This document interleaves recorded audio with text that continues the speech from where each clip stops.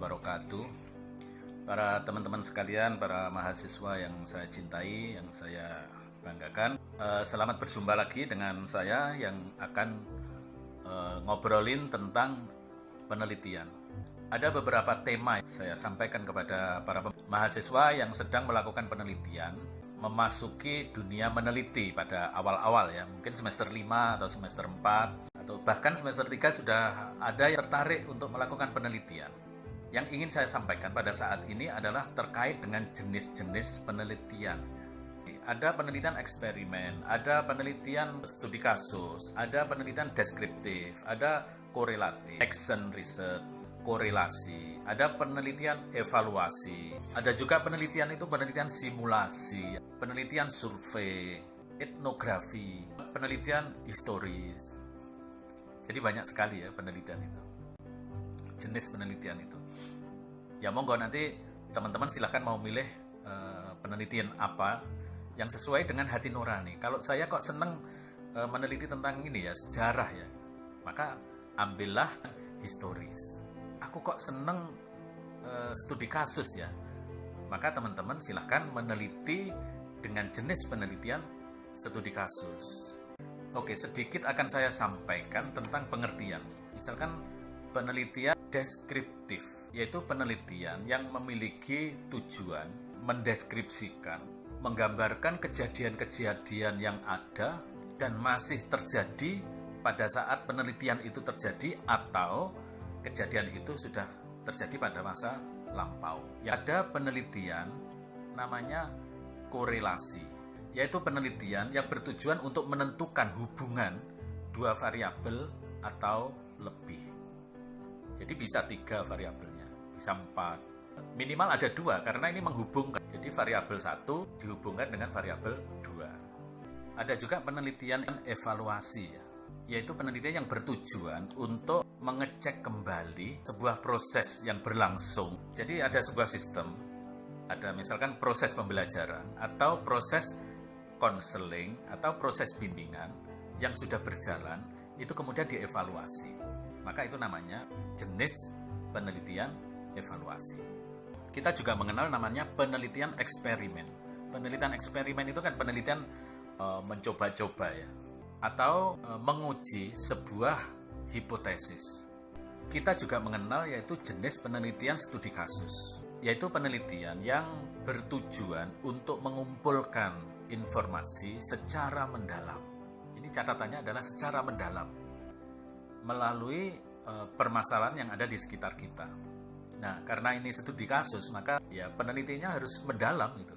Jadi ada studi atau kajiannya juga harus mendalam. Kan namanya studi kasus.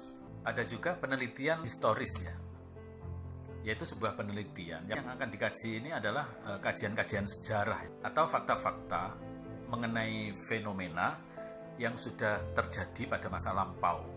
Pada umumnya penelitian ini yang diteliti tentang dokumen ya, ada dokumen masa lampau, suara atau gambar atau peninggalan-peninggalan masa lampau yang kemudian diteliti, dikaji, dianalisis. Maka ini namanya penelitian historis. Dan masih banyak lagi jenis-jenis penelitian yang bisa dibaca di beberapa buku tentang metode penelitian terkait dengan jenis-jenis penelitian. Tetapi pada saat ini saya akan menyampaikan 3 jenis penelitian yang sering dilakukan oleh teman-teman mahasiswa di pendidikan, di psikologi, bimbingan, konseling, dan sering dipakai, yaitu penelitian deskriptif, korelatif, komparatif.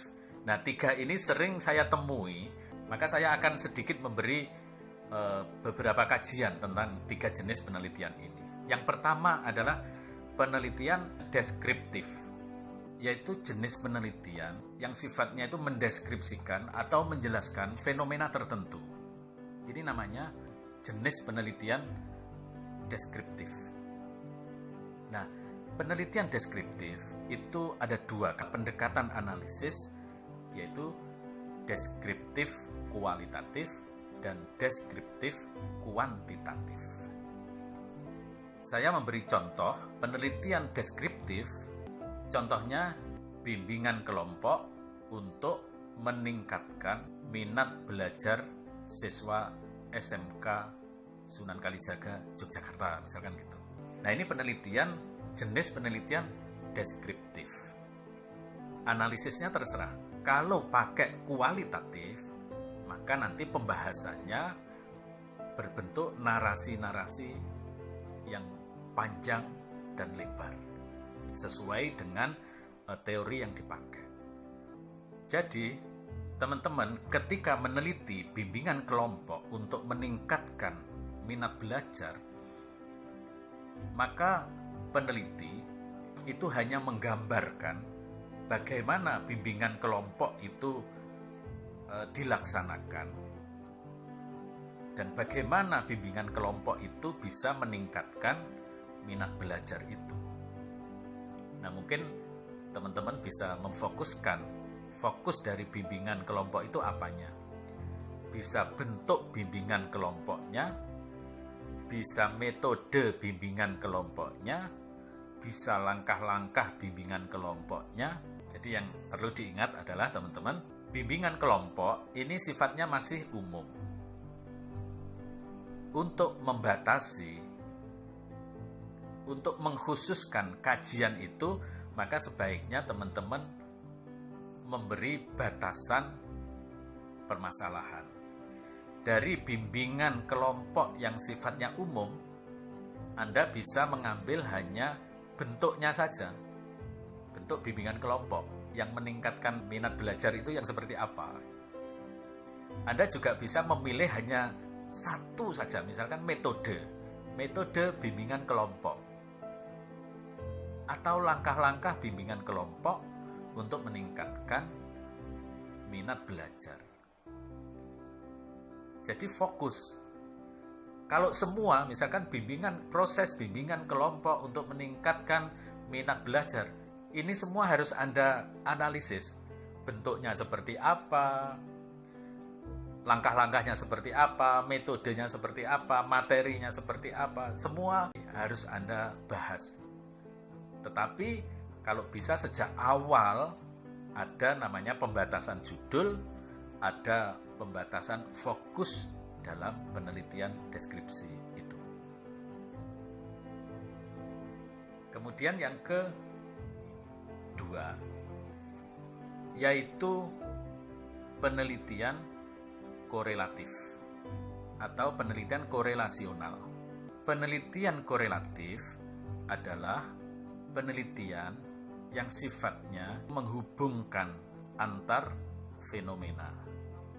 Contohnya, pengaruh bimbingan kelompok terhadap minat belajar siswa. Lokasinya terserah ya. Pengaruh bimbingan kelompok terhadap minat belajar siswa. Anda bisa merasakan pengaruhnya bimbingan kelompok terhadap minat belajar. Ini ada pengaruhnya enggak? Variabel pertama adalah bimbingan kelompok. Variabel kedua adalah minat belajar. Variabel pertama ini mempengaruhi variabel kedua. Variabel bebas ini mempengaruhi variabel terikat. Variabel bebasnya adalah bimbingan kelompok, ini mengikat atau mempengaruhi variabel terikat yaitu minat belajar. Tingkat pengaruhnya nanti entah berapa, itu tergantung dari analisis. Tergantung pada analisisnya tadi. Ada pengaruhnya atau tidak? Kalau ada berapa persen? Kalau tidak ada, ya sudah. Nah, pada umumnya penelitian yang meneliti tentang korelasi ini pada umumnya memakai statistik, memakai angka-angka. Analisisnya menggunakan analisis kuantitatif. Kalau pakai kualitatif boleh enggak Pak? Ya boleh saja, tetapi harus jelas. Hubungan itu harus jelas, karena penelitian ini adalah penelitian korelatif. Kemudian yang ketiga, yaitu penelitian komparatif. Penelitian komparatif itu adalah penelitian yang sifatnya membandingkan fenomena yang terjadi antar kelompok. Contoh, bimbingan kelompok untuk meningkatkan minat belajar siswa biasanya ditambahi studi komparatif SMK Sunan Kalijaga Yogyakarta dan SMK Sunan Ampel Surabaya. Gimana? Dipahami? Penelitian korelatif itu membandingkan fenomena antar kelompok. Jadi kelompok sini dengan kelompok sana gitu. Contohnya lagi ya. Konseling individu untuk meningkatkan self confidence. Mahasiswa BKI UIN Sunan Kalijaga dan mahasiswa BKI UTHM Johor Malaysia. Nah, ini kan membandingkan konseling individu untuk meningkatkan percaya diri mahasiswa yang ada di UIN Sunan Kalijaga Jogja dan mahasiswa konseling yang ada di Johor Malaysia. Nah, ini membandingkan antara Jogja dengan Malaysia. Nah, itu namanya penelitian korelatif. Tapi sama-sama asik gitu. Berarti kalau korelasi meneliti di dua lokasi, tetapi kajiannya sama, fokusnya sama, cuma lokasinya yang berbeda. Jadi saya kira 3 jenis penelitian ini yang saya lihat sering dipakai oleh teman-teman mahasiswa yang meneliti tentang pendidikan, terus konseling, bimbingan, BK, baik BK madrasah, BK sekolah maupun BK sosial ya. Ini sering sekali dipakai.